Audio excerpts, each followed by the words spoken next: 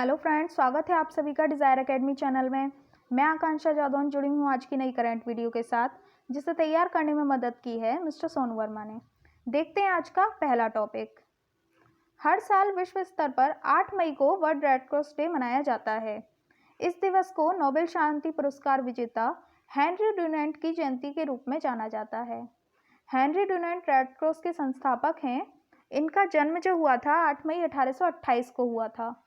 1901 में मानव सेवा के कार्यों के लिए इन्हें पहला नोबेल शांति पुरस्कार मिला था। रेड क्रॉस एक राष्ट्रीय और अंतर्राष्ट्रीय एजेंसी है जिसका मुख्य उद्देश्य रोगियों, घायलों और युद्धकालीन बंदियों की देखरेख करना है। रेड क्रॉस का मुख्यालय जो है जेनेवा में है। तो 8 मई को वर्ल्ड रेड क्रॉस डे किसकी जयंती के रूप में मनाया जाता है? हेनरी डुनांट की। नेक्स्ट, हर साल विश्व स्तर पर 8 मई को वर्ल्ड थैलेसीमिया दिवस भी मनाया जाता है। इस दिवस की जो शुरुआत हुई थी 1994 से हुई थी। थैलेसीमिया एक वंशानुगत बीमारी है। इस बीमारी से पीड़ित बच्चों में जन्म से ही रक्त नहीं बनता है और इन्हें जीवित रखने के लिए हर महीने 2 से 3 यूनिट रक्त चढ़वाना पड़ता है। थैलेसीमिया किसी भी व्यक्ति को तभी हो सकता है जब उसके माता पिता में से कोई एक थैलेसीमिया से पीड़ित हो। इस वर्ष की जो इसकी थीम है वह है थैलेसीमिया के गुणवत्ता स्वास्थ्य सुविधा की सार्वभौमिक पहुंच। इसका उद्देश्य थैलेसीमिया के बारे में जागरूकता फैलाना है और इसको रोकने के लिए ज़रूरी कदम उठाना है। तो वर्ल्ड थैलेसीमिया दिवस कब मनाया जाता है? 8 मई को। और इसकी शुरुआत कब हुई थी? 1994 से। नेक्स्ट, 8 मई 2020 को नारद जयंती भी मनाई गई है। नारद जयंती देवराज ऋषि नारद मुनि की जयंती है। आप सभी जानते होंगे इन्हें देवताओं का संदेश वाहक कहते थे। ये तीनों लोकों में संवाद का माध्यम बनते थे। इसीलिए नारद मुनि की जयंती को पत्रकार दिवस के रूप में भी जाना जाता है। नेक्स्ट, हर साल संयुक्त राष्ट्र द्वारा 8 और 9 मई को द्वितीय विश्व युद्ध के दौरान जान गंवाने वालों की स्मृति और सम्मान का दिन मनाया जाता है। इस वर्ष इसकी 75वीं वर्षगांठ है। 8 मई 1945 को नाजी जर्मनी ने औपचारिक रूप से आत्मसमर्पण कर दिया था और लाखों लोगों की जान लेने वाले द्वितीय विश्व युद्ध पर विराम लग गया था। हालांकि विश्व युद्ध के समापन की औपचारिक घोषणा होने तक रूस में अगला दिन हो चुका था, इसीलिए वहां पर 9 मई को ये जश्न मनाया जाता है। वर्ल्ड वार 2 एक ऐसी लड़ाई थी जिसमें पूरी दुनिया ने भाग लिया था। इस युद्ध में 10 करोड़ से भी ज़्यादा सैनिकों ने हिस्सा लिया था, जिसके चलते ये इतिहास का सबसे बड़ा युद्ध माना जाता है।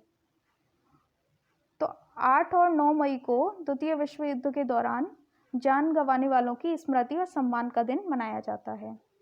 नेक्स्ट है, यूपी सरकार ने कोरोना वायरस संकट के चलते उद्योगों के आगे आई समस्या के कारण श्रम अधिनियम में 3 साल तक की अस्थायी छूट दे दी है। वर्तमान में यूपी में 38 श्रम कानून लागू हैं। Next, Madhya Pradesh mid day meal ration प्रदान करने वाला देश का पहला राज्य बन गया है। अप्रैल से जो स्कूल बंद हैं उसी की वजह से अब छात्रों को उनके घर पर मिड डे मील राशन का वितरण किया जाएगा। तो मिड डे मील राशन प्रदान करने वाला देश का पहला राज्य कौन सा बना है? मध्य प्रदेश।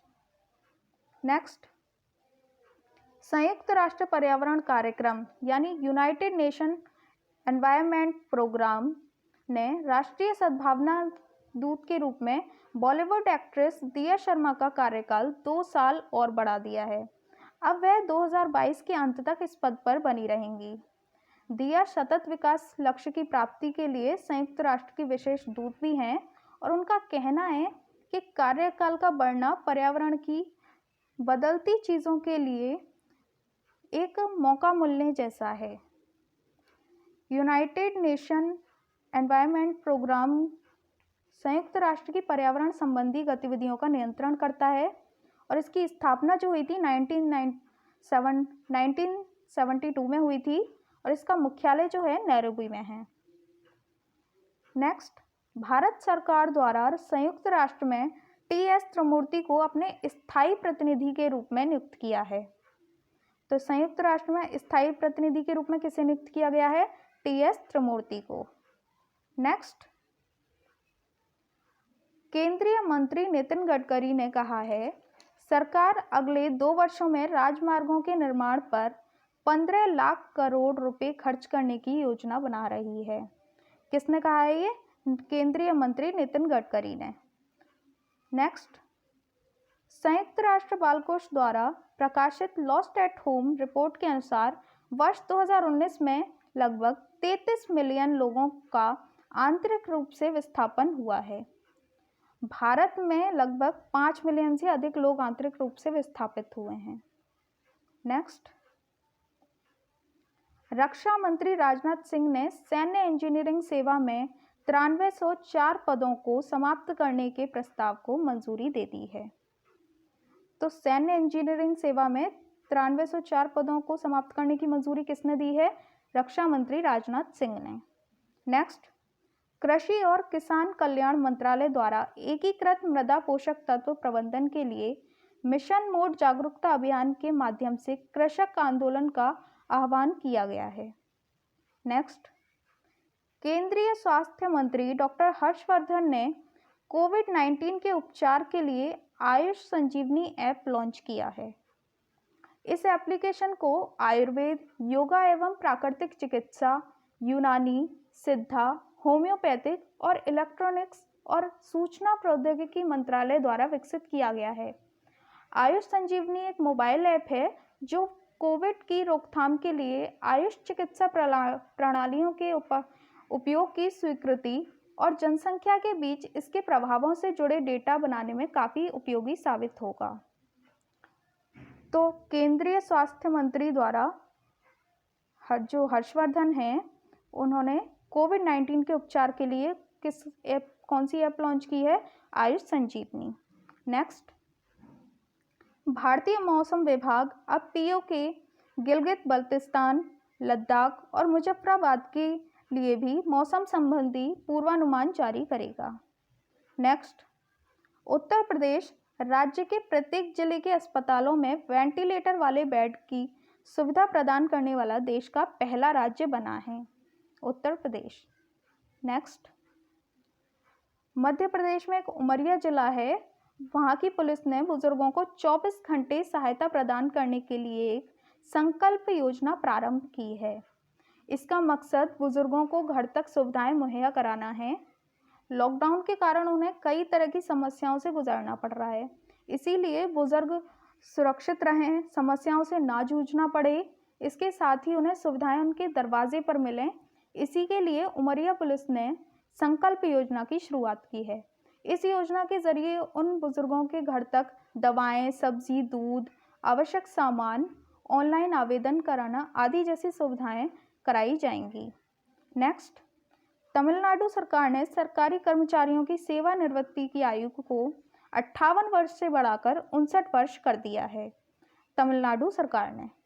नेक्स्ट, एडीबी ने बांग्लादेश को $500 मिलियन अतिरिक्त कर्ज देने की मंजूरी दे दी है। तो एशियन डेवलपमेंट बैंक ने $500 मिलियन किसे देने की अनुमति दी है? बांग्लादेश को। नेक्स्ट, ईरान सरकार ने मुद्रास्फीति से निपटने के लिए अपनी करेंसी बदलने का निर्णय लिया है।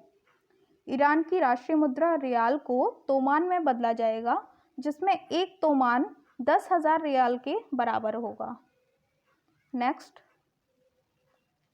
जाने माने निर्देशक और कई एनिमेटेड फिल्मों की कहानी लिखने वाले कथाकार रॉब गिब्स का निधन हो गया है। तो रॉब गिब्स कौन थे? निर्देशक। नेक्स्ट, एनआईटी, ट्रिकी और 6 केंद्रीय विश्वविद्यालयों को प्रधानमंत्री रिसर्च फेलोशिप योजना 2020 के लिए चुना गया है। नेक्स्ट, बीज बचाओ आंदोलन के संयोजक विजय जरधारी ने बिना खेत जोते हुए की फसल तैयार की है, गेहूं की। उत्तराखंड में अपनी तरह का यह पहला प्रयोग है और इसे जीरो बजट खेती नाम दिया है। जीरो बजट खेती का मतलब है किसान जो भी फसल उगाएं उसमें फर्टिलाइज़र, कीटनाशकों का इस्तेमाल ना हो। इसमें रासायनिक खाद के स्थान पर खुद जानवरों के गोबर से तैयार की हुई खाद बनाना है। नेक्स्ट, तमिलनाडु के थूथुकुडी नगर निगम में एटीएम मशीन के समान मशीनों का उपयोग करके हाइजेनिक मास्क की आपूर्ति के लिए नई पहल शुरू की गई है तमिलनाडु के थूथुकुडी नगर निगम में। प्रत्येक मास्क के लिए 5 रुपये के भुगतान पर मशीनों में हाइजेनिक मास्क खरीदे जा सकते हैं। नेक्स्ट, हाल ही में एक पाकिस्तानी हिंदू युवा जो कि राहुल देव हैं, उन्होंने पाकिस्तानी वायुसेना में शामिल होने वाले अल्पसंख्यक समुदाय का पहला व्यक्ति बनाया गया है। राहुल देव को जनरल ड्यूटी पायलट ऑफिसर के रूप में भर्ती किया गया है। तो पाकिस्तानी वायुसेना में शामिल होने वाले पहले व्यक्ति कौन है? Rahul Dev. Next, Elsa Corp company ने भारतीय क्रिकेटर अजिंक्य रहाणे को अपना ब्रांड एम्बेसडर नियुक्त किया है। तो English language speech assistant corporation company ने अपना नया एम्बेसडर किसे नियुक्त किया है? अजिंक्य रहाणे को, जो कि भारतीय क्रिकेटर हैं। नेक्स्ट, उत्तर प्रदेश सरकार ने उन लोगों के लिए जो लोग अन्य राज्यों में फंसे हुए हैं और अपने घर जाना चाहते हैं, उनके लिए एक जन सुनवाई पोर्टल jansunwai.up.nic.in शुरू किया है उत्तर प्रदेश सरकार ने। नेक्स्ट, पर्यटन मंत्रालय ने माई गवर्नमेंट पोर्टल पर देखो अपना देश लोगो डिज़ाइन प्रतियोगिता शुरू की है। इसका उद्देश्य देखो अपना देश अभियान के लिए देश के नागरिकों को के रचनात्मक विचारों से निकलने वाला लोगो प्राप्त करना है। तो फ्रेंड्स, ये थी आज की करंट वीडियो। एक क्वेश्चन है लास्ट वीडियो से, किस गैस के रिसाव के कारण विशाखापत्तनम में कई लोगों की जान गई है? आप सभी को इसका आंसर देना है और भी ऐसी करंट वीडियोस के साथ हमारे चैनल के साथ जुड़े रहिए और इसे ज़्यादा से ज़्यादा लोगों में शेयर कीजिए और इसकी PDF के लिए आप डिस्क्रिप्शन में जाकर लिंक से डाउनलोड कर सकते हैं। Okay, thanks.